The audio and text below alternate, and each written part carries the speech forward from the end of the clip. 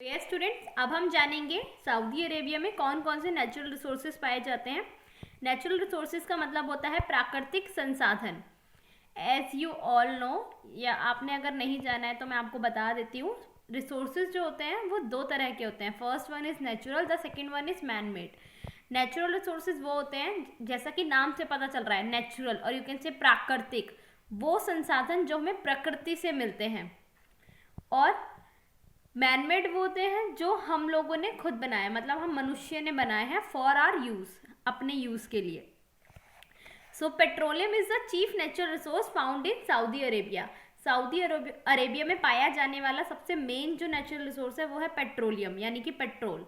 और सऊदी अरब या जितनी भी अरब कंट्रीज हैं वो सारे ही पेट्रोल के लिए बहुत ही ज़्यादा फेमस भी हैं, क्योंकि यहाँ से एक सफिशियंट और यू कैन से एक बहुत बड़े अमाउंट में पेट्रोल एक्सपोर्ट किया जाता है to other countries as well.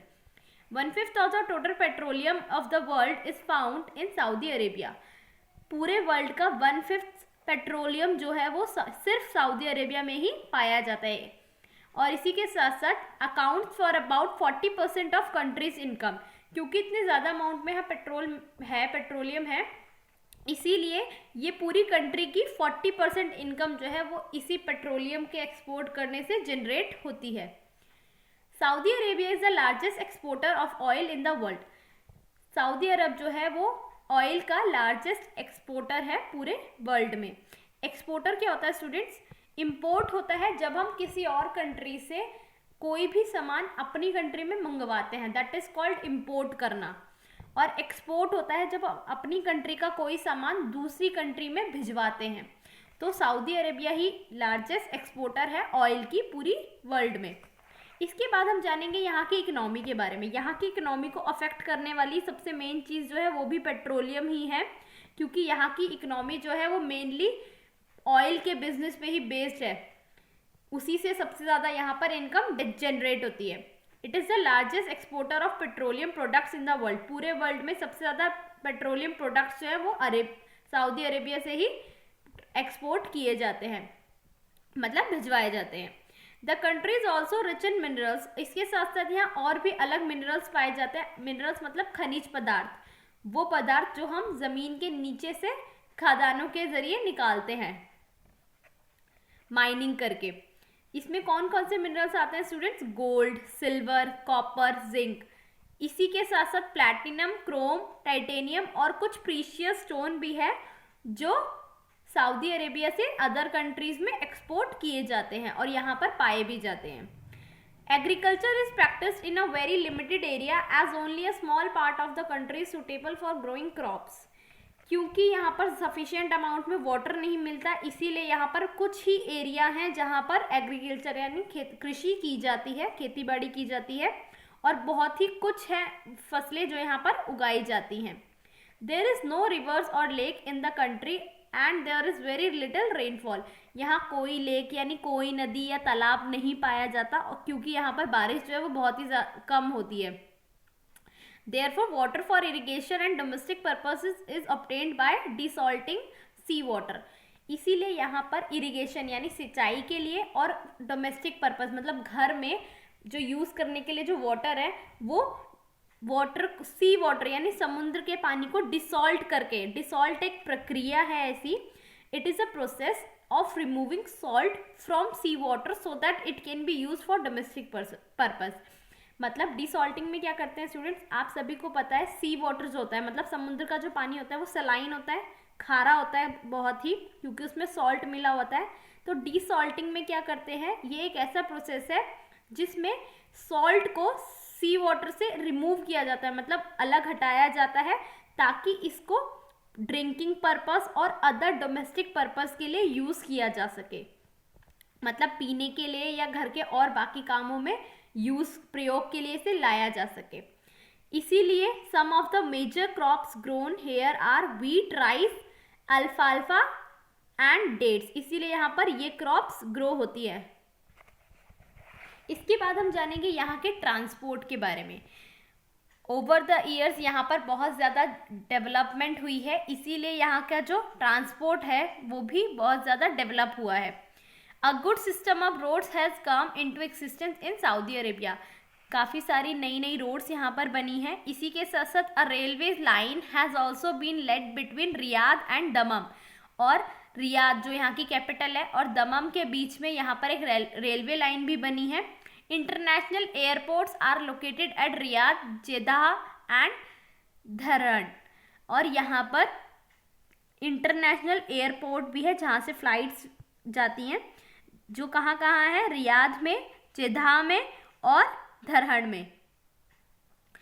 Jeddah serve as a sea port also, और जेद्दाह में सी पोर्ट भी है जहाँ से समुद्री जहाज जाते हैं। इसके बाद हम जानेंगे लाइफ ऑफ द पीपल, मतलब यहाँ के लोग किस तरह की लाइफ जीते हैं। Before the discovery of petroleum most of the people led a nomadic life. Petroleum की डिस्कवरी यानी पेट्रोलियम की खोज से पहले यहाँ के जो लोग थे वो एक नोमैडिक लाइफ जीते थे। नोमैड्स कौन होते हैं स्टूडेंट्स? जिन्हें हिंदी में हम खाना बदोश भी कहते हैं। These are the people who travel, और यू कैन से हु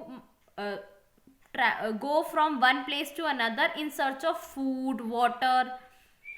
ये वो लोग होते हैं जो एक जगह से दूसरी जगह पानी और खाने की तलाश में जाते रहते हैं।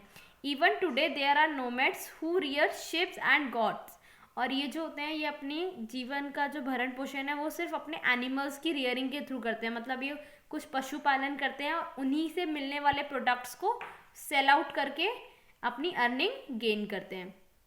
दे आर नोन एज बेडोइंस, और इन लोगों को क्या बोला जाता है? बेडोविन भी बोला जाता है। दे स्पीक अरेबिक, क्योंकि ये सऊदी अरेबिया में पाए जाते हैं इसलिए ये अरेबिक बोलते हैं। They travel in groups called caravans, और ये ग्रुप्स में ट्रैवल करते हैं from one place to another. They travel across the desert and camp near an oasis, और ये डेजर्ट एरिया में ट्रैवल करते हैं और एक ओएसिस एरिया जो मैंने आपको बताया था जहाँ पर that is a place in desert where there is water. ये डेजर्ट एरिया में एक ऐसा प्लेस होता है जहाँ पर पानी मिलता है थोड़े बहुत अमाउंट में और प्लांट भी ग्रो होते हैं, तो ये ऐसे ही एरिया में अपने कैंप लगाते हैं। देखिए दिस इज़ कारवेन, इस तरह से ये ट्रैवल करते हैं पूरे ग्रुप में। The traditional dress of Arab man is a long white cotton gown with long sleeves and a head gear. ये आपने मूवीज़ में भी देखा होगा, अरब के जो लोग हैं वो कैसे एक वाइट कलर का लंबा सा कुर्ता टाइप पहनते हैं, you can say gown type, और सिर पर एक कुछ बांधते हैं, ठीक है, that is called gear. A cotton cloth is worn around the head which is held in place by a ring made from camel hair. देखा होगा आपने अपने सिर पे वो एक राउंड शेप में कुछ बांधते हैं ना, और उसको होल्ड करने के लिए एक रिंग मेड मटेरियल भी यूज़ करते हैं जो कैमल के हेयर से बनता है। Dairy products, dates, rice and meat are major food items of the people of Saudi Arabia. यहाँ के लोग ज़्यादातर क्या खाते हैं? डेयरी प्रोडक्ट्स, मतलब दूध से बनने वाली जितनी भी चीज़ें हैं वो, इसके साथ साथ राइस और मीट यहाँ के लोगों का मेन फूड है। Two famous places of worship are Mecca and Medina. इसके बारे में आपने सुना भी होगा। मोहम्मडन्स यानी मुस्लिम्स जो होते हैं उनका ये मेन रिलीजियस प्लेस है और ये सऊदी अरेबिया में ही लोकेटेड है। Muslims from all over the world visit these places every year for pilgrimage. पूरी कंट्रीज और यू कैन से पूरे वर्ल्ड से मुस्लिम्स जो है मक्का मदीना जाते हैं।